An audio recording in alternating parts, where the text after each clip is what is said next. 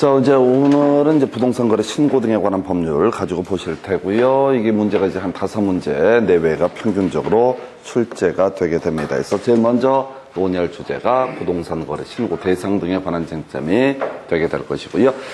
제일 간단한 얘기예요. 그래서 부동산 거래 신고 대상이라고 하는 거, 매매 계약 그리고 공급 계약이라고 하는 것은 소위 부동산 거래 신고의 대상이 되게 된다 해서 이게 실제 이제 문제 구성되는 영역들을 보면 상당히 이제 길게 되어 있는데 문제를 풀어가실 때는 이제 매매 계약하고요. 그 다음에 공급 계약이라고 하는 거, 이것이 부동산 거래 신고의 대상이 된다. 그래서 매매 계약에 대응해서 증여 계약이라든가 임대차 계약 이런 것들은 부동산 거래 신고 등에 관한 법률에 있어서의 부동산 거래 신고 영역은 아니다. 이렇게 갑니다. 그래서 일단 이 부동산 거래 신고 등에 관한 법률에서는 논의의 전제가 되는 것이 바로 부동산 학계론 관련해서 실거래가 신고제라는 개념과 연계가 되어 있죠. 그래서 이 실거래가 신고제 가격 정보를 시장에 제공을 해서 가격의 왜곡을 막기 위해서 정부가 부동산 시장에 간접적으로 개입하는 방법 중에 하나가 실거래가 신고제였었고요. 그래서 첫 번째 포인트, 매매 계약, 공급 계약이라고 하는 거 부동산 거래 신고의 대상이 될 것이고요. 증여 계약, 임대차 계약 등은 부동산 거래 신고의 대상이 되지 않는다 해서 이게 한 지금 7년 사이 3문제가 구성이 됐었고요. 자, 그 다음에 이제 검토 드릴 주제가 부동산 거래 신고서의 내용이라고 하는 것. 출제 빈도는 좀 떨어지는데 이 부동산 거래 신고서의 내용이라고 하는 것은 이 자체만 갖고는 풀 수가 없고요. 일단 문제 공부해 가실 때 우리 확인 설명서에서 했던 내용들이 몇 개가 있었습니다. 그래서 확인 설명서에서 기본 확인사항이라고 해서 대상 물건의 표시, 관리 관계, 세 번째 공법상 이용 거래 규제라고 하는 것이 있었고요. 그 다음에 입관비라고 해서 입지 조건, 관리, 비선호 시설이라고 하는 것이 하나가 있었고, 그 다음에 돈 얘기 있었죠. 거래 예정 금액하고요. 취득 시 부담할 조세 종료세 이런 것들이 바로 확인 설명서의 내용이 되게 됩니다. 자, 요거랑 같이 묶어서 이제 봤던 것이 이렇게 확인 설명 완성이 돼서 중개가 완성되면 거래계약서라고 하는 것을 작성을 해야 될 텐데 이때 이 거래계약서의 내용이라고 해서 권리 이전의 내용이라고 하는 거에서 거래가 뭐냐라고 했을 때 소유권의 이전 이런 것을 얘기하죠. 그래서 권리 이전이라고 하는 것이 기본적인 축이 될 테고 그 다음에 이제 거래 예정 금액에 대응해서 거래 금액 등에 관한 내용 나올 테고요. 요즘에 이슈가 됐던 것이 조건 기한이라고 하는 것이 간간히 구성이 됐었죠. 조건이나 기한이 있으면 이 내용도 지금 거래계약서에 포함을 시켜야 된다. 그리고 여기서 이제 출제 이슈가 되는 게 확인 설명서에 교부 일자라고 하는 것도 거래계약서에 표시를 해야 된다. 이건 물론 당연히 개업공인중개사가 중개를 완성했을 때 그때 확인 설명서 작성 교부해야 되고요. 그 다음에 거래계약서 작성 교부를 하게 된다. 같이 이제 묶어서 기억할 것이 이 개업공인중개사하고 소속공인중개사의 차이점이라고 하는 게 어떤 이제 거래계약서 확인 설명서를 교부라든가 보존이라고 하는 것은 교부나 보존은 오직 개업공인중개사만이 할 수 있었고 소속공인중개사라고 하는 사람은 교부 보존을 할 수가 없었고요. 그래서 그 정도 차이 보셨고 그래서 일단 거래계약서 내용 중에서 거래라고 하는 것이 관리 이전을 의미하고 거래 금액, 그다음에 확인 설명서에 교부 일자 뭐 이런 것들이 주요한 내용이 될 수가 있겠고요. 그다음에 이제 부동산 거래 계약 신고서의 내용. 그래서 뒤에서 논의하겠지만 이 부동산 거래 신고는 당사자 간의 거래가 이루어졌을 때는 거래 당사자가 신고 의무가 있게 될 것이고요. 이에 대응해서 개업공인중개사가 중개를 완성해서 거래계약서를 작성 교부했을 때는 개업공인중개사가 지금 부동산 거래 신고 의무를 지게 됩니다. 그래서 나머지 내용들은 이제 대강 감으로 때리는 거고요. 물건의 일도 일시 이런 것들도 이제 지금 여기서는 이거구나. 다시 실제 거래가 기억하고요.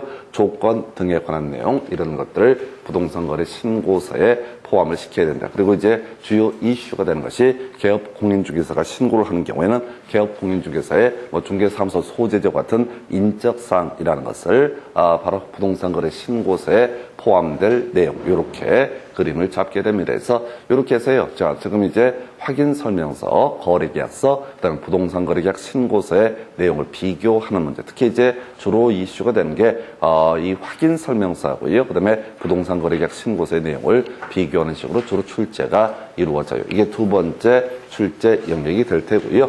세 번째 논의할 주제가 신고서의 작성 등에 관한 내용. 그래서 이제 부가가치세 얘기를 하게 될 텐데, 자, 앞에는 좀 가볍게 가셔야 돼. 자, 매도인 매수인 란이라고 하는 것이 있게 됩니다. 그래서 혹시 우리가 이제 민법에서 공부했던 공유라는 형태, 공유 지분을 거래하는 경우에는 그 지분 비율 이런 것도 표시를 해줘야 된다라고 할 것. 그 다음에 이제 외국인의 경우 매수 용도하고요, 국적 등을 표시를 해줘라. 이런 것들은 나와도 답이 되지 않습니다. 그냥 깔아주는 지문이 될 테고요.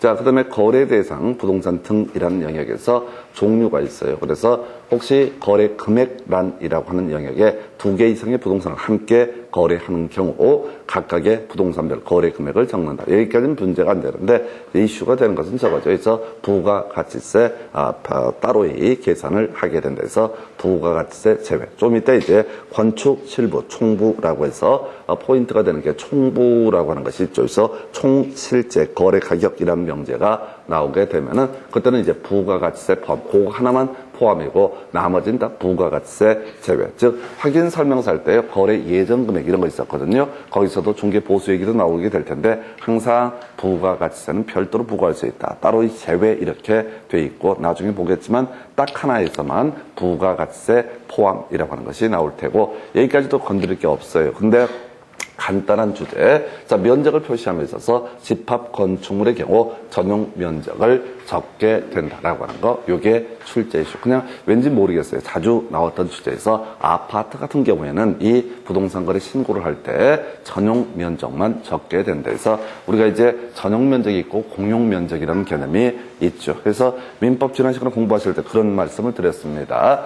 시효 취득이라는 얘기를 할 때 시효 취득이라는 게 20년간 소유의 의사로 평온 공연하게 점유한 사람, 이 사람에게 등기 청구권이라는 것이 발생되게 될 것이고 이런 등기 청구권 행사가 이루어지게 되면 상대방은 소유권 이전 등기를 해줄 의무를 지고 소유권 이전 등기가 이루어지게 되면 그때 점유를 개시한 때부터 그 권리를 취득을 하게 된다. 이런 식의 논리 구조가 점유 취득 시효. 근데 이제 점유 취득 시효와 관련해서 나왔던 것 중에 하나가 공용 부분에 대해서는 점유 취득 시효라고 하는 개념이 인정되지 않는다. 왜? 이 공용 부분은 등기의 대상이 될 수가 없기 때문에 누가 설령 20년간 소유의 의사로 평온 공연에게 점유했다 한들 등기 청구권을 행사할 상대방이 없기 때문에 바로 공용 면적에 대해서는 공용 부분에 대해서는 소위 이제 시효 취득이 인정되지 않는다. 고의계약 같이 연계가 되는 거예요. 그래서 부동산 거래 신고를 할 때 아파트 같은 집합 건축물에 있어서는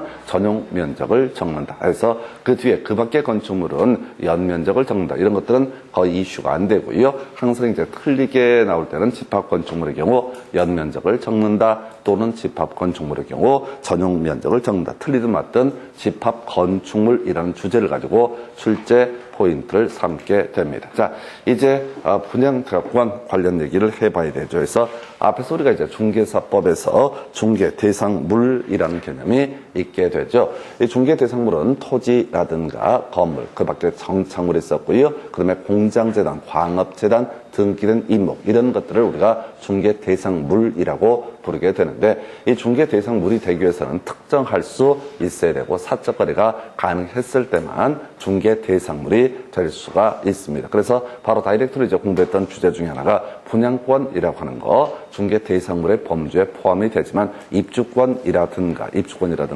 혹은 지금 대토권 이런 것들은 중개 대상물이 되지 않는다. 근데 이제 지금 보시게 되면 앞에서 그런 공부도 했었죠. 지금 자 여기서 이제 이슈가 될 게 분양권은 중개 대상물이 되게 된다라고 하는 거. 그다음에 이에 대해서 입주권은 중개 대상물이 아니다. 이렇게 이제 보셨단 말이에요. 그런데 일반 기업 공인중개사가 분양권을 거래한다. 이건 별 문제가 될 중개를 한다는 것은 문제가 되지 않는데 입주권도 중개를 할 수가 있을 것이냐라고 했을 때 앞에서 공부했던 주제에 있었죠. 겸업할 수 있는 범주. 법인에 있어서는 한정이 돼 있었죠. 대상 알제대라고 해서 대행할 수 있었고 상담할 수 있었고 알선할 수 있었고 제공할 수 있었고 대리라고 하는 것을 할 수가 있다 해서 대상 알제대라고 하는. 근데 이제 이건 법인에 한정하는 개념이고요. 개인인 기업 공인중개사의 경우에는 겸업 제한이 없다라고 설명을 드렸습니다. 그래서 설령 중개 대상물이 아니다라고 할지라도 개인 기업 공인중개사에 있어서는 제약 없이 중개하고자 법정 중개 보수와 전혀 별개의 문제로 일정한 보수를 받을 수가 있다. 정리한 뭔 소리냐면, 자, 분양권 중개를 하게 된다. 그러면 이제 공인중개사법 적용을 받기 때문에 중개 보수라고 하는 거 일정한 제약을 받게 되죠. 그래서 중개 보수를 계산하는 방식, 먼저 거래 금액 특정해야 되고요. 거기다가 중개 보수 요율을 곱하게 되면은 그게 소위 이름하여 뭐가 된다? 중개 보수가 되게 된다. 그래서 분양권에 있어서 거래 금액을 계산하는 방식은 계, 중, 푸 이런 식으로 논의가 됐었죠. 그래서 계약금과 중도금 그리고 프리미엄을 합산한 금액을 거래 금액으로 특정을 했었고요. 중개 보수 요율, 주택인 중개 대상물에 있어서는 매매 교환에 있어서 1000분의 9 이내에서 시도 조례가 정하는 요율, 그 다음에 임대차는 1000분의 8 이내에서 시도 조례가 정하는 요율, 이렇게 이제 공부하셨고, 주택 외 중개 대상물은 1000분의 9 이내에서 협의해서 정한다라고 되어 있어요. 그래서 분양권 중개를 하게 되면 거래 금액은 계, 중, 푸가 되게 될 것이고, 거기다가 중개 보수 요율은 1000분의 9 이내에서 협의해서 정한다. 요렇게 정리를 하게 되죠. 이게 이제 기본 구조가 될 텐데, 자, 지금 이제 입주권이라는 게 문제가 되게 되죠. 그래서 입주권은 소위 중개 대상물의 범주에 포함되지 않습니다. 근데 이제 개인인 기업 공인중개사의 경우 겸업 제한이 없기 때문에 입주권도 다 중개를 할 수가 있다. 그럼 이제 분양권과 입주권의 차이가 뭐냐라고 했을 때, 동호수가 특정돼 있는 상태를 가리켜서 분양권이라 불렀었고, 동호수가 특정되기 전의 상태를 가리켜서 입주권이라고 정리를 했습니다. 자, 그래서 다시 갑시다. 부동산 거래 신고 등에 관한 법률에서는 지금 공급 계약이라든가 매매 계약에 대해서 부동산 거래 신고를 해야 된다. 그래서 분양권 관련해서 매매 계약, 당연히 부동산 거래 신고의 대상이 될 것이고요. 또 하나가 입주권에 관한 부분도 신고 대상에 포함이 되어 있습니다. 입주권도 다 부동산 거래 신고의 대상의 범주에 포함이 되게 됩니다. 그래서 자, 이때 지금 입주권 같은 경우 굳이 이제 해석하면 그런 식이지, 법정 중개 보수의 제약을 받지 않는다. 그 정도만 차이가 있게 될 겁니다. 그래서 이 법 체계가 깔끔하지 않아요. 깔끔하지 않고 어찌됐든 자, 부동산 지금 이제를 취득할 수 있는 권리의 유형인 분양권, 입주권도 부동산 거래 신고의 대상이 될 텐데, 일단은 분양권을 거래하는 경우, 자, 부동산 거래 신고할 때 분양 금액이라는 것을 적는다. 요건 이제 별로 전혀 의미가 없고요. 그 다음에 이제 이슈가 되는 것이 이제 공식으로 외우셔야 돼. 더럽게 복잡하니까. 그래서 이렇게 갔었죠. 건축, 그 다음에 실부, 총부 이렇게 외워달라고 그랬습니다. 이 파트가 이제 출제 이슈가 되게 될 테고, 총 실제 거래 가격이라는 표현 나와 있고요. 부가가치세 포함 이렇게 돼 있습니다. 그래서 일단은 공식을 외우고 들어가셔야 돼. 권초, 실부, 총부라고 해서 입주권 거래를 할 때 권리 가격 플러자에다가 추가 부담금의 합계 금액을 적는 영역이 하나가 있어요. 권초라고 하는 것이 있겠고요. 그 다음에 실제 거래 가격에서 부담금을 뺀 금액을 적는 영역이 하나가 있게 될 것이고요. 세 번째, 총 실제 거래 가격이라는 표현 나오면 다 부가가치세 포함. 이거 되게 까다롭거든요. 까다롭기 때문에 그냥 기계적으로 외우시면 돼. 권초, 실부, 총부, 플러스, 마이너스, 플러스 이런 구조예요. 그래서 권리 가격 플러스, 권리 가격 플러스, 자, 권리 가격 플러스 추가 부담금이라고 하는 것이 나오게 될 테고요. 그 다음에 실제 거래 가격이라고 하는 거 마이너스, 자, 실부니까 부담금을 제외한 금액 이렇게 되어 있었고요. 그 다음에 총 실제 거래 가격 이라는 표현 나오면 부가가치세를 포함한 금액에서 권초, 실부, 총부. 이거 이해 안 돼요. 그냥 기계적으로 외우셔야 되고 그냥 시험 문제 답은 여기서 권초, 실부, 총부. 일단 공식부터 먼저 외우고 들어가셔야 됩니다. 그래서 권초, 실부, 총부, 관리 가격 플러스 추가 부담금이라고 하는 거. 그 다음에 실제 거래 가격 마이너스 부담금이라고 하는 거. 그리고 총 실제 거래 가격 뜨게 되면 뭐라고요? 부가가치세 포함. 그래서 묶어서 봐야 되는 게 부가가치세라는 영역이 나오게 되면은 다 부가가치세 제외 이렇게 돼 있는데 유일하게 자 공인중개사법 부동산 거래 신고 등에 관한 법률을 다 아울러서 접근할 때 부가가치세 포함되는 게 딱 하나 뭐가 있다? 바로 총 실제 거래 가격이라고 하는 거. 해서 이게 원래 이제 부동산 거래 신고서의 내용이 아주 복잡하겠지요. 근데 그 내용 하나하나를 위치를 찾아서 외우는 게 아니라 권초, 실부, 총부 이게 제일 어려운 주제가 되겠습니다. 그래서 권초, 실부, 총부라고 해서 자 권리가격 플러스 추가 부담금, 실제 거래가격 마이너스 부담금 그리고 총 실제 거래 가격에다가 부가가치세를 더한 금액 이렇게 해서 세 가지가 주요 이슈. 자, 입주권 관련해서 다시 한번 이제 내용을 정리를 하게 되면은 입주권 매매 등을 하게 됩니다. 그러면 이제 소위 제일 먼저 표시할 영역이 관리 가격 플러스 추가 부담금. 이게 이제 뭔 소리냐면 이게 재개발 재건축 조합원의 지위 중에서 몇 평까지는 특정이 되어 있지만 즉 관리첨격 인가라고 해서 정비법에서 공부하게 되는 개념인데요.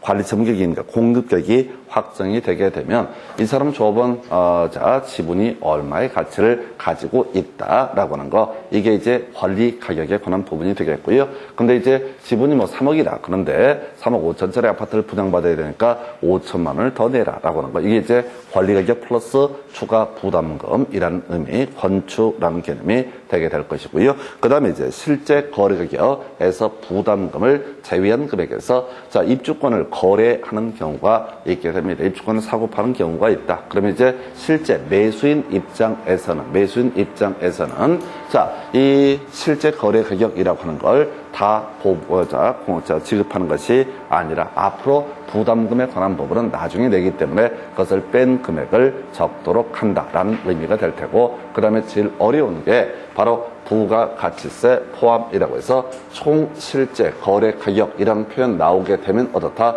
부가가치세를 포함한 금액에서 아마도 부동산 거래 신고 등에 관한 법률에서 자주 출제가 되고 언제든지 나올 수 있는 영역 중에서 제일 짜증나는 파트가 권초, 실부, 총부 플러스 마이너스 플러스 이런 순서야. 권초, 실부, 총부라고 해서 권초, 실부, 총부라고 하는 거 이렇게 해서 자 부동산 거래 계약 신고서에 작성 내용 있을 테고요. 최근에 나왔던 문제가 조건 또는 기한이 있게 되면 그 내용도 거래 계약서에 부동산 거래 신고서에 포함을 시켜야 된다. 자, 우리 조건 기한 다시 한번 기억을 해 보도록 하겠습니다. 이 조건에 관한 주제가 어디에서 이슈가 된 민법 총칙 공부를 할 때 조건부 법률 행위 또는 기한부 법률 행위라는 개념이 있게 됩니다. 그래서 일단은 장래 실현 가능성이 불확실한 것에 의존케 해서 법률행위 효력 발생을 의존케 하거나 또는 법률행위 효력 소멸을 의존케 하는 것을 소위 조건부 법률 행위라고 부르게 될 테고 이에 대응해서 기한부 법률 행위라고 하는 것은 장래 실현 가능성이 확실한 것에 의존케 해서 법률행위 효력 발생 또는 효력 소멸을 의존케 하는 것을 기한부 법률 행위. 겁나 어려워요. 그래서 외워야 했던 것이 있었죠. 정기 해능이라고 하는 거. 자, 조건부 법률 행위 이런 거 얘기할 때 항상 포인트가 정기 해능이라고 하는 것은 조건 없는 법률 행위 이렇게 얘기를 했습니다. 그래서 정지 조건이 기성 조건이 되게 되면 조건 없는 법률 행위가 될 것이고 해제 조건이 불능 조건이 되게 되면 어떻다? 조건 없는 법률 행위에서 정기 해능이라고 하는 걸 외우셔야 돼. 나머지 잘 모르게 되면 다 무효인 법률 행위 이렇게 가자고 그랬었고요. 해서 자 우리 정지 조건이 기성 조건이 아닌 나머지 불법 조건인 경우 등에는 무효인 법률 행위가 되게 될 것이고 이 무효인 법률 행위와 관련해서 조건만 무효가 되는 게 아니라 법률 행위 전부가 무효가 되게 된다. 이런 게 이제 민법 총칙에서 다뤄져 왔던 내용. 다시 정기 해능. 오늘도 외우셔야 돼. 정기 해능에서 정지 조건이 기성 조건이 되게 되면 조건 없는 법률 행위, 해제 조건이 불능 조건이 되게 되면 조건 없는 법률 행위. 이거 이해하시는 거 아닙니다. 그냥 다리 들어 외워야 되는 거예요. 우리가 시험장에서는요, 1분당 한 문제 풀어야 되고요. 실제로 이거저거 제거하고 나면은 한 문제당 한 30초, 40초밖에 시간이 주어져 있지 않습니다. 지문 읽어보고 생각하고 이게 뭘까? 이런 생각하다가는 시간 다 갑니다. 전혀 뭔 소리인지 알 수 없어요. 그냥 답 외우고 들어가셔야 돼. 해서 시험 지문에서 조건 없는 법률 행위 또는 무효인 법률 행위 이런 명제가 민법 총칙 영역에서 다루어지게 되면은 그저 외울 게 뭐라고요? 정기 해능 이 공식에 대입해서 정지 조건이 기성 조건이 되게 되면 조건 없는 법률행위, 해제 조건이 불능 조건이 되게 되면 조건 없는 법률행위. 나머지 모르면 다 어떻다? 무효인 법률행위. 이렇게 거의 구구단처럼 나와야지 실제 시험장에서 문제를 푸실 수가 있습니다. 그래서 이게요, 제일 깝깝한 게 어설프게 이해하는 게 아무 생활에 보탬이 되지 않습니다. 어설프게 이해하는 건 들으면 알죠. 근데 시험장에서는 혼자서 문제를 해결해 가야 되기 때문에 답이 안 나와요. 그래서 옆으로 좀 샜는데요. 자, 지금 조건이나 기한. 자, 부동산 거래 계약을 체결함에 있어서 조건이나 기한이 있게 되면 자 부동산 거래 신고서를 작성함에 있어서 그 조건이나 기한도 다 표시를 해줘야 된다. 해서 작년엔가 나왔던 주제, 좀 특이했던 주제, 조건 기한을 사례형으로 만들어가지고 좀 까다롭게 나왔던 게 조건 기한이라고 하는 거 이런 게 있었고요. 그 다음에 이제 개공, 아까 우리 공부했던 것 중에 하나가 개공이 부동산 거래 신고를 하는 경우에는 개공의 인적사항이라고 하는 것을 어떻다 바로 거래 신고서에 표시를 해야 된다. 인적사항 보니까요. 자, 성명, 주민등록번호, 상호 전화번호, 사무소 소재지 이런 것들을 부동산 거래 신고서에 입력을 하도록 한다. 대신 주의하실 게 이 거래 당사자가 부동산 거래 신고를 하는 경우에는 개공의 인적사항이라는 것은 있을 수가 없죠. 그래서 그때는 신고사항이 아니다. 좀 오래전에 나왔던 것 중에 하나가 거래 당사자가 부동산 거래 신고를 함에 있어서 부동산 거래 신고서에 포함될 내용으로 틀린 것은 해가지고 개공의 인적사항 이런 것을 한번 답으로 구성을 했던 적이 있습니다. 개공이 거래계약서를 작성 교부했을 때 그때 개공이 부동산 거래 신고 의무를 지게 되고 그때 부동산 거래 신고서에다가 바로 개공의 인적사항이라고 하는 것을 표시를 하게 된다라고 해서 이렇게 보셨고요. 그 다음에 이제 서명 또는 날인 얘기 나와야 되죠. 그래서 따로 외울 거 아니고요. 서명 및 날인이 됐던 것은 두 가지가 있었죠. 그 중에 하나가 확인 설명서, 거래 계약서. 이 두 개면 서명 및 날인이고 나머지는 다 뭐가 된다? 서명 또는 날인 이렇게 가셔야 되죠. 그래서 어차피 포인트가 되는 것은 확인 설명서, 거래 계약서 이 파트에서 서명 및 날인이라고 하는 것을 서명 또는 날인 이따위로 장난을 치게 되지요. 그래서 자 요거 하면 도장 얘기하면 같이 세트 기억하실 거 있었죠. 개공한테는 도장 관련해서 3월 이내 업무 정지 사유. 다시 기억하셔야 돼. 3인전 확확 거거통이라고 하는 거 6등 과공 이런 게 업무 정지 사유. 한편 자 소속 공인중개사에 대한 자격 정지 사유라고 하는 것이 있었죠. 그래서 이 소속 공인중개사에 대한 자격 정지 사유 3인 확서서, 유기, 거작 등 해서 자 인적 등록을 하지 아니하거나 서명 및 날인을 하지 않는 경우 개업 공인중개사에 대해서는 뭐가 되고 바로 업무 정지 사유가 되게 될 테고 이에 대응해서 소속 공인중개사에 대해서는 자격 정지 사유가 되게 된다. 그래서 같이 묶어서 나왔던 얘기 중에 하나가 이 중개보조원은 인장 등록하지 않고 서명 및 날인의 영역도 존재하지 않는다. 그래서 중개보조원의 경우 중개 업무를 수행하거나 중개 업무를 보조하는 것이 아니라 단순 업무 보조자에 해당이 되게 된다. 뭐 이런 내용들을 설명을 드린 바가 있습니다. 그렇다 치고 다시 돌아와서 서명 또는 날인이라고 하는. 그럼 이제 여기서는 이제 주로 부동산 거래 신고서에서는 나머지는 한두 번 보시면 문제 풀어가면서 다 외워내실 수가 있습니다. 자, 예를 들어서 외국인의 경우 용도나 국적을 표기한다라든가 이런 것들 어렵지 않아요. 그러면 두 개 이상의 부동산을 거래할 때 각각의 거래 금액을 적는다. 별로 어렵지 않아요. 다만 장난칠 수 있는 게 부가가치세. 요거 할 때 약간 헷갈려. 하도 많이 나오니까. 근데 총부라고 해서 총 실제 거래 가격 들어가 있을 때만 부가가치세 포함이라고 되어 있고 나머지는 다 부가가치세 제외 이렇게 이제 가는 거니까 요건 별 문제 안 돼. 그런데 실제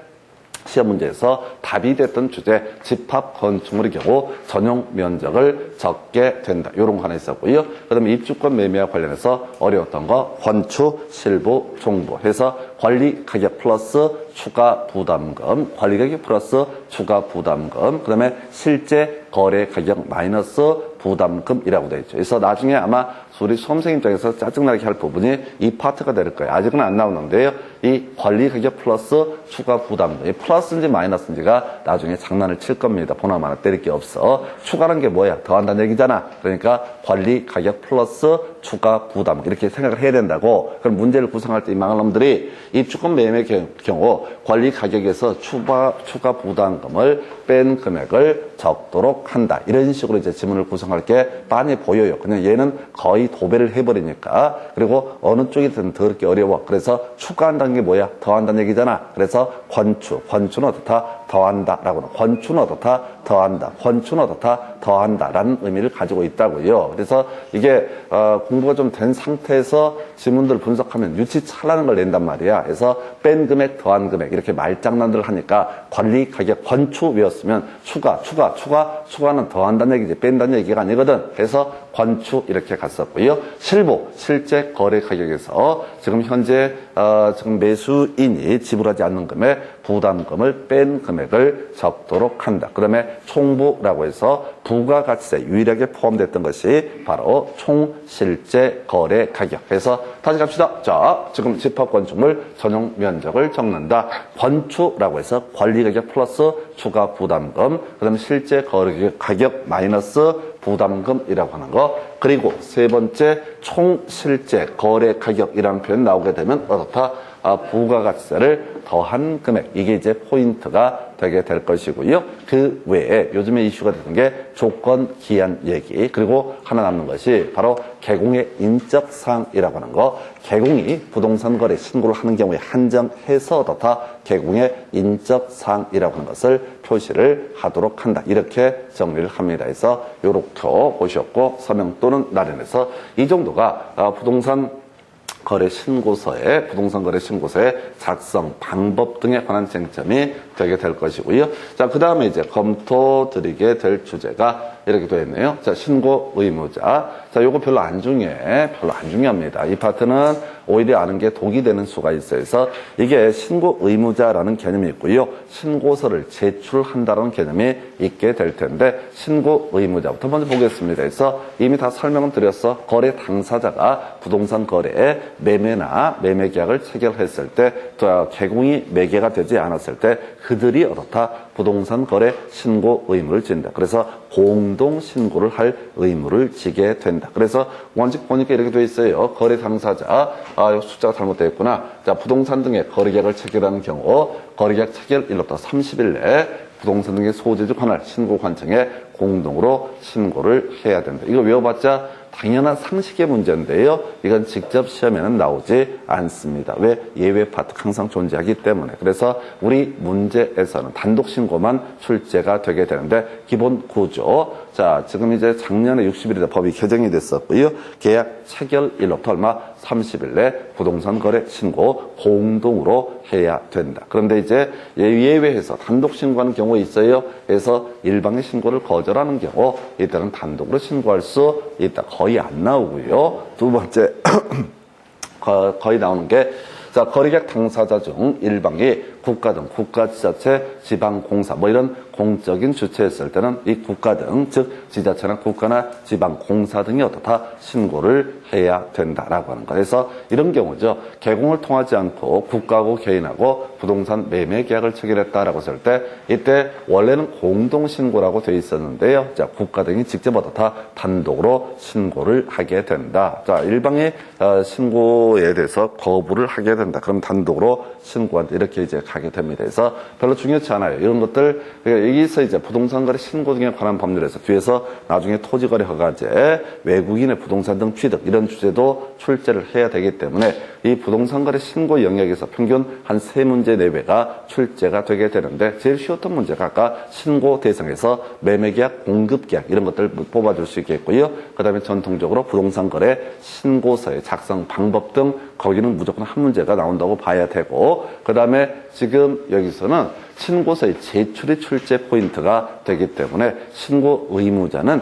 항상 나와도 답이 되지 않습니다. 별로 중요한 게 아니야. 그래서 문제 전체 밸런스를 생각해야 돼. 그래서 몇 문제가 나올 거냐라고 했을 때 워낙 많이 낼 수 있고 내야 하는 영역들이 많기 때문에 바로 공동신고 이런 것들은 포인트가 되지 않는다. 다만 어디 가서 지금 이제 부동산 학계론 영역 가서 실거래가 신고제 요거 얘기할 때 계약 체결일로부터 30일 내 부동산 거래 신고해야 된다. 이런 주제가 나오게 됩니다. 그렇다 치고 자 그나마 이제 이슈가 될 수 있는 게 개업 공인중개사가 거래계약서를 작성 교부했을 때는 거래 당사자가 아니라 바로 개업 공인중개사가 부동산 거래 신고 의무를 지게 된다. 이렇게 얘기를 합니다. 그래서 역시 동일한 논리 구조 30일입니다. 그래서 계약 체결일로부터 30일 내에 그나마 출제 포인트 부동산 등 소재지 관할 신고 관청에다가 해당 개업 공인중개사가 부동산 거래 신고를 해야 된다. 이걸 이제 틀리게 뽑을 때 중개사무소 소재지 관할 신고 관청에다가 부동산 거래 신고해야 된다 하면 틀린 표현 되는 겁니다. 그래서 그나마 유일하게 여기서 쟁점 삼을 수 있는 게 뭐라고요? 바로 부동산 등 소재지 관할 신고 관청. 요건 이제 이렇게 이해를 해야 되죠. 거래 당사자가 부동산 거래 신고를 할 때는 자 매도인의 주소도 아니고 매수인의 주소도 아니고 그 부동산 등의 소재지 관할 신고 관청에다가 신고를 하게 될 것이다. 예를 들어서 안양에 사시는 분이 자 과천에 사시는 분과 부동산 매매 계약 등을 둘이서 직접 계약을 체결을 했다. 근데 그 물건 자체가 서울 서초구에 있다. 그럼 당연히 서초구에다가 부동산 거래 신고를 해야 된다. 이런 논리 구조가 되는 거예요. 그럼 똑같은 논리 구조로 이렇게 합시다. 자, 안양에 있는 개업 공인중개사하고요. 과천에 있는 과자 개업 공인중개사가 뭐 공동 중개를 하게 되는데 그 물건이 서초구에 있다. 그럼 당연히 다 서초구에 신고를 해야 된다. 그래서 부동산 등 소재지 관할 신고 관청에다가 30일 내 계약 체결일로부터 30일 내 부동산 거래 신고 의무 있게 될 것이고요. 당연히 공동 중개의 경우에는 이 본 것처럼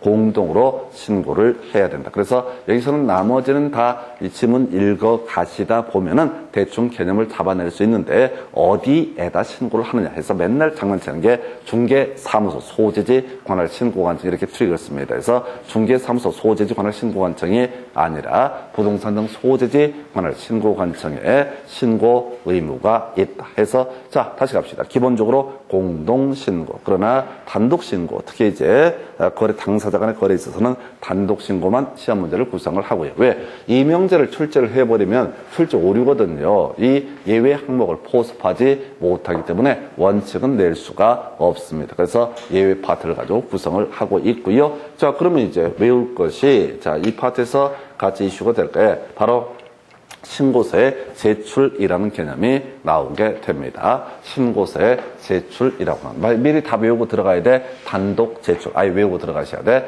단독 제출이라고 외우고 들어가셔야 된다고. 아까 신고 의무는 어떻다? 공동 신고를 해야 된다. 근데 신고서라고 하는 것은 어떻다? 단독으로 제출을 하게 된다. 법에는 단독 제출이란 말이 없습니다. 법에는 공동 제출이라는 말도 없습니다. 그런데 시험 문제를 출제할 때는 틀린 걸 고르셔야 할 때 공동 제출이라는 표현을 써서 틀리게 구성을 합니다. 그래서 아예 외울 때는 뭐라고요? 단독 제출이라고 아예 외우고 들어가셔야 돼요. 법에서는 이렇게 되어 있다고요. 자, 부동산 거래 신고를 하려는 거래 당사자 그 신고서에 공동으로 서명 또는 날인 여기까지가 공동신고 의무에 관한 부분이고요. 날인해서 부동산 소재지 관할 신고관청에 제출해야 된다. 근데 이 제출해야 된다는 말 앞에 공동 제출한다는 말이 없어요. 그래서 출제위원이 장난치는 게 뭐라고요? 공동으로 서명 또는 날인해서 어떻게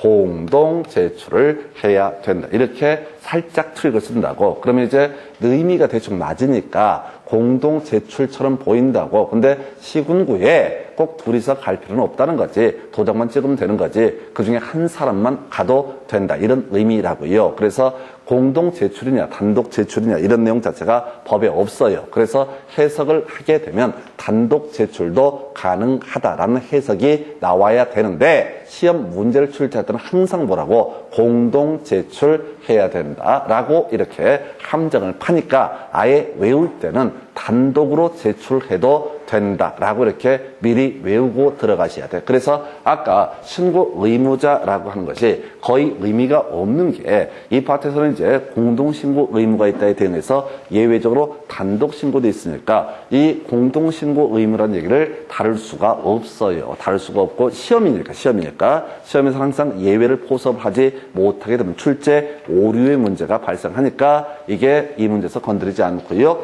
자, 공동신고 뒤지게 외운 사람들한테 장난치는 테크닉이 바로 공동으로 제출을 해야 된다. 이렇게 함정을 파게 됩니다. 그래서 자, 아니에요. 그냥 단독으로 제출할 수 있다. 그런데 시험 문제 구성할 때는 아예 공동 제출해야 된다라는 식으로 해서 틀리게 구성을 해요. 그래서 아예 답을 외울 때 어떻게 해야 된다고요? 단독 제출이라고 아예 답을 외워야 돼요. 신고 의무는 공동이지만 제출은 어떻다? 단독으로 제출하면 될 것이다. 자, 나머지 똑같은 구조예요. 만약에 개공이 거리계약서를 작성 교부했으면 신고 의무자, 개공이 신고 의무자가 될 테고 부동산 등 소재에 관할 신고 관청에다가 신고를 하게 되어 있습니다. 자, 그랬을 때 이때 공동으로 서명 또는 날인 이런 표현 나와 있고요.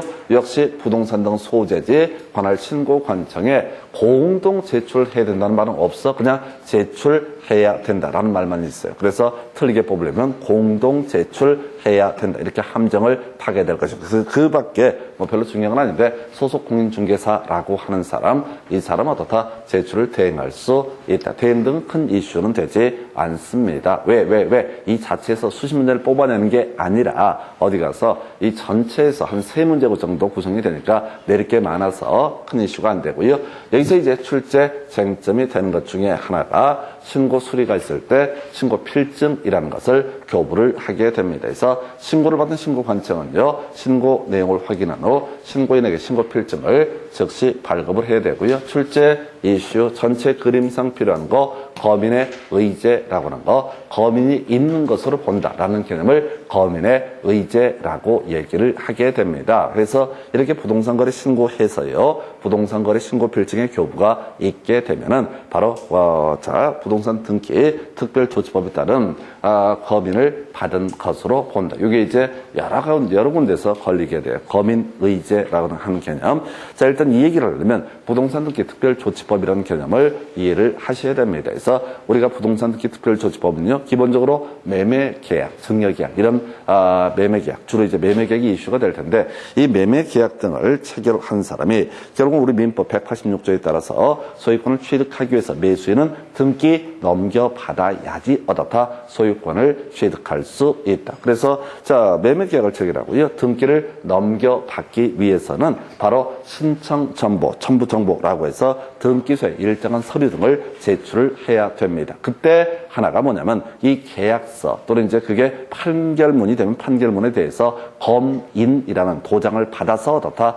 바로 등기소에 갈 수가 있습니다. 다시요, 매매 계약을 체결한 당사자가요, 등기 신청을 함에 있어서 등기소에다가 계약서 가지고요, 이렇게 매매 계약을 원인으로 해서 소유권 이전 등기를 해 주십시오라고 소유권 이전 등기 신청이라고 하는 것을 하게 될 것인데, 문제는 계약서만 덩그러니 가져가서는 안 되고요, 이 계약서를 시군구에 들려서 도장 하나 받아가야 돼. 거민이라는 도장을 받아야 돼. 그래서 이 거민 받은 그 계약서를 제출하게 되면 이제 등기가 실행이 되게 됩니다. 자, 거민을 받도록 하는 취지는 뭐 다른 건 아니고요, 세금 때문에 그렇습니다. 그래서 시군구에서 이 사람들이 거래가 됐는지 안 됐는지 알 수가 없잖아요. 자기들끼리 등기해버리면 세금을 뜯어낼 방법이 없어. 취득세라든가 양도소득세 이런 것들을 받아내기가 곤란하기 때문에 등기하기 전에 절차적으로 무조건 어디에? 시군구에 가서 도장 받아라. 그러면 이제 시군구에서 거민 도장을 찍어주면서 갑과 을 사이에 얼마 사이에 얼마의 거래가 이루어졌다라는 데이터를 수집을 하고 나중에 세금 부과의 근거로 삼게 될 겁니다. 그런데 지금 부동산 거래 신고라고 하는 것이 이루어지게 되면 부동산 거래 신고가 이루어지게 되면 이때 이미 시군구에서는 거래 내역을 알 수가 있기 때문에 굳이 어떻다 또 거민 계약서에다 도장을 받아갈 이유가 없다라고 하는 그래서 부동산 거래 신고 필증이 있게 되면 어떻다 거민을 받은 것으로 본다 해서 나중에 증 이런 표현을 가지고 쟁점을 삼게 될 텐데요. 신고 필증 발급받으면 거민을 받은 것으로 본다. 이렇게 그림을 잡게 됩니다. 해서 요거 나중에 중요한 쟁점이 돼요. 해서 나중에 거민이 필요 없는 경우 등기법할 때 던져줘요. 해서 증 있으면 어떻다? 거민을 받을 필요가 없다라고 하는 거. 이런 게 이제 등기법 이런 거 할 때 간간히 구성이 되게 됩니다. 그 외에 좀 잡다한 얘기 드린데요. 자, 보게 되면은 이런 내용들이 남아 있습니다. 그래서 자, 과태료 얘기하고요. 포상금 얘기 등이 나오게 될 텐데 일단 정정신청이라고 하는 거 이 문제가 최근에 어렵게 구성이 됐었는데요. 자, 정정신청 잘못 기재된 경우 정정신청의 대상이 되게 된다라고 할 것. 그 다음에 변경된 경우 어떻다? 변경신고서에 변경신고의 대상이 된다. 이건 이제 뭔 얘기냐면 지금 부동산 거래 신고를 부동산 등 소재지 관할 신고관청에다가 했습니다. 그랬을 때 그 내용의 일부가 잘못 기재됐으면 그때는 정정신청의 대상이 되게 될 것이고요. 변경되게 되면 뭘 한다? 변경신고의 대상이 되게 된다라고 하는 거. 이건 너무 내용이 방대하고 복잡해요. 사실 이 문제를 낼 때는 거의 출제위원들 입장에서는 그걸 틀이라고 흔들어주는 그런 문제가 될 텐데 일단은 기존의 앞에서 자주 나오고 확률 높은 것들부터 먼저 외우시고요. 자, 정정신청, 잘못 기재된 경우 정정신청, 변경된 경우에 변경신고. 내용 간단합니다. 그렇다 치고 마지막 주제 과태료라고 해서 자, 거래대금 지급증명자료, 거래대금 지급증명자료 요거 하나만 외우시고 끝내는 겁니다. 그래서 지금 28회, 29회인가 27회, 28회인가 두 번 나왔었는데 이 과태료 파트가 그렇게 깔끔하지 않아요. 자, 우리 공인중개사법의 과태료 한번 기억을 해보겠습니다. 국토교통부 장관이 500 이하의 과태료 부과할 수 있는 사유, 거래정보사업자 얘기하고요. 협회, 공제사업 관련해서는 500 이하의 과태료 국토부 장관이 부과하게 된다. 부과 징수한다. 이런 거 있었고요. 이에 대응해서 지금 이제 시도지사가 과태료 부과하는 게 정당한 사유 없이 연수교육 받지 않았을 때 500 이하의 과태료라고 하는 거 이런 거 있었고요. 그 다음에 이에 대응해서 자격증 미반납 100만 원 이하의 과태료 이런 게 있었습니다. 한편 등록관청에서 500 이하의 과태료 두 가지 있었죠. 확인 설명하고요. 표시 광고는 500 이하. 나머지 모르면 뭐 신고 등을 잘 하지 않거나 등등하면 100만 원 이하의 과태료 이런 식으로 논의가 됐던 바가 있습니다. 그래서 자, 거기는 이렇게 딱딱 끊어지고 거의 매년 한 문제 구성이 되니까 그렇게 정리를 해 가지만은 이 부동산 거래 신고 등에 관한 법률에서 과태료 얘기는 더럽게 복잡해요. 딱 금액이 떨어지지도 않아. 100분의 5 이하의 금액 이런 것도 있고 500 이하의 금액도 있고 뭐 등등 과태료 부과세가 더럽게 복잡해. 자, 근데 이 중에서 시험 문제 포인트가 되었던 건 딱 한 가지. 거래대금 지급증명자료, 거래대금 지급증명자료, 거래대금 지급증명자료 등을 제출하지 아니하거나 허위로 제출한 경우 과태료 이게 이제 얼마였죠? 3천만 원 이하라는 금액이 될 테고 게다가 얘는 자 나중에 자진 신고를 하더라도 감경 면제할 수 없다라고 하는 거 감경 면제할 수 없다 이런 얘기 나오면 다 필요 없고요. 이 파트에서는 무조건 한 가지가 포인트야. 거래 대금 지급 증명자료. 문장을 외우려고 하지 마세요. 어차피 해봤자 지난 몇 번 했는데 기억을 못해. 그래서 거래 대금 지급 증명자료 그냥 줄여서 증명자료 내지 않거나 갈아치게 되면 사기치게 되면 그때는 어마무시한 처벌을 하게 된다. 그래서 이 부동산 거래 신고 등에 관한 법률에서 가장 강력한 처벌을 하는 것이 뭐라고요? 바로 증명자료 허위 제출 미제출 등에 대해서는 아주 강력한 처벌한다. 뒤에서 문제 보시게 되면은 이걸 갖고 뭐 취득세 3배 이하의 과태료 부과한다라든가 또는 자, 이 증명 자료를 제출하지 아니하거나 허위로 제출한 사실을 나중에 자진 신고한 사람은 과태료의 감경 면제 사유가 되게 된다. 이런 함정을 파요. 뭔 얘기냐면 나머지 애들은 뭐 자진 신고하면 감경 면제할 수 있고 다 돼. 근데 얘는 아주 쳐 죽일 놈이야. 아주 나쁜 놈이야. 이 법에서 바라보기에는 제일 악질로 보고 있어. 그래서 지금 증명자료, 이거 투기했다는 얘기거든. 그래서 지금 이 아파트 사는데 어디서 돈 끌어오느냐 이런 내용을 얘기를 해야 되는데 개구라치다 걸렸다라고 하게 되면 얘는 얄짤없이 과태료도 제일 세고 그 다음에 또 하나가 중간에 자수하더라도 다 그런 구제 대상이 될 수가 없다 해서 지금 27회 28회인가 뒤에 문제 가지고 분석을 해드릴 텐데 이건 개별적으로 과태료 부과 사유를 외울 수가 없어요. 지금 여기까지의 내용이 1년에 평균 한 3문제 정도 기본적으로 한 3문제 내외가 출제가 되게 되는데 이것만 외우기가 더럽게 어려워요. 그래서 좀 간단히 거꾸로 가십시다. 자, 증명자료 미제출 등 가장 강력한 처벌을 받게 된다. 변경된 경우엔 변경신고서를 써야 되고요. 자, 잘못 기재된 경우 이때는 정정 신청의 대상이 되게 된다. 요건 요렇게만 가셔야 돼. 좀 이따 문제 보실 텐데 그걸 다 외워서 풀 수는 없습니다. 그리고 나서 검토하게 될 것이 지금 부동산거래 신고서에 자 신고 수리가 있게 되면 검인을 받은 것으로 본다. 신고 필증 있으면 다 검인을 받은 것으로 본다. 이것도 중요 쟁점. 틀리든 맞든 답이 될 수 있는 주제가 되겠고요. 제출은요 단독으로 제출하게 된다. 제출은 뭐라고요? 단독으로 제출한다. 문장 외우지 말고 키워드 하나 제출이라는 표현은 뭐라고요? 단독 제출. 아예 외우고 들어가야 돼. 이 파트에서는 무조건 공동 제출이라고 해서 틀리게 구성을 합니다. 그래서 틀린 것을 고수할 때 답을 뽑는 명제가 뭐라고요? 공동 제출이라고 해서 이걸 틀리게 구성을 해서 옳은 것을 고르시오. 단독 제출 이런 표현 쓰지 않습니다. 이 파트는 단독 제출이 돼도 무방하고 공동 제출이 돼도 무방하기 때문에 꼭 단독으로 제출해야 된다. 그것도 틀린 거야. 근데 법에서는 그냥 제출해야 된다라고만 돼 있지 공동 제출해야 된다는 말이 없어. 근데 시험 문제 구성할 때는 항상 뭐라고? 공동 제출해야 된다. 이렇게 트릭을 쓰니까 아예 우리가 시험용으로 맞춰서 갈 때는 단독 제출. 제출은 어떻다? 단독 제출. 구질구질하게 그 시군구에 가갖고요.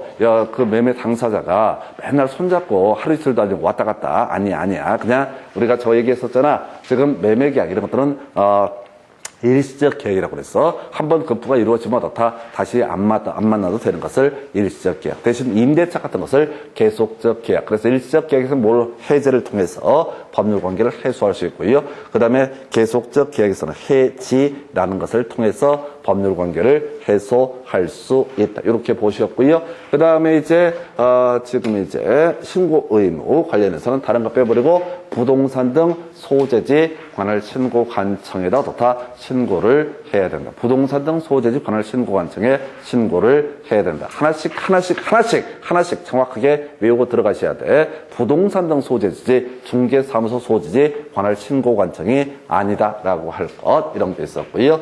그 다음에 이제 권초, 실부, 총부할 때 조건 기한이 요즘 하이라이트 쳤으니까 조건 기한 있으면 부동산 거래 신고할 때 조건 기한도 입력해라. 그리고 같이 묶어서 이제 봐야 되는 것이 개공이 부동산 거래 신고할 때 그 부동산 거래 계약 신고서에다가 개공의 인적사항 등도 표시를 하게 된다. 그리고 제일 어려운 게 총부라고 해서 총 실제 거래 가격 이런 명제가 나오게 되면은 뒤에 부가가치세 포함 유일하게 부가가치세 포함이라고 하는 게 총부라는 주제가 되게 될 것이고요. 그 다음에 이제 신고서의 작성 중에서 약 많았던 게 권초 관리가격 플러스라고 그랬어요. 관리가격 플러스 추가 부담금 입주권 관련해서 그 다음에 실제 거래 가격 마이너스 부담금이라고 하는 거 권초 실부. 그래서 추가냐 더하기냐 빼기냐 이런 거 낸다고 보나마나 빠네요. 더하기 추가라고 하는 거 더하기가 추가 권 플러스 추가 부담금이라고 하는 거. 그 다음에 이제 집합 건축물에 있어서는 전용 면적을 적는다. 나머지는 이슈 안 돼요. 시험 지문에 나와도 다 흘려봐야겠고. 자, 그래서 아까 같이 이행을 묶어서 가면은 그 기업 공인중개사가 부동산 거래 신고할 때 부동산 거래계약 신고서에 개공의 인적사항 이런 것들 어떻다 입력을 해야 된다. 그래서 거래 당사자가 부동산 거래 신고를 하는 경우에는 인적사항, 개공의 인적사항이라는 개념이 있을 수가 없기 때문에 개공의 인적사항 입력하지 않는다. 그리고 제일 간단한 주제 시킨 대로 가야 돼. 부동산 거래 신고 대상이다. 대상이다. 신고 대상이다. 다음 중 신고 대상 아닌 거 고르시오. 이런 문제도 있을 테고 시험 지문 중간에 점점점은 신고 대상이다 라는 명제가 있다고. 키워드 뭐라고요? 대상. 신고 대상에는 뭐가 포함된다? 매매 계약과 공급 계약이라고 하는 것이 뭐가 된다? 바로 부동산 거래 신고의 대상이 된다. 이걸 절대 이 법을 막 외우고 이렇게 하면 안 돼. 계속 바뀌어요. 엄청 많아. 해서 외울 게 매매 계약, 공급 계약 이래 보셔. 잠시 끊었다가 이제 문제 가지고 체크해 드립니다.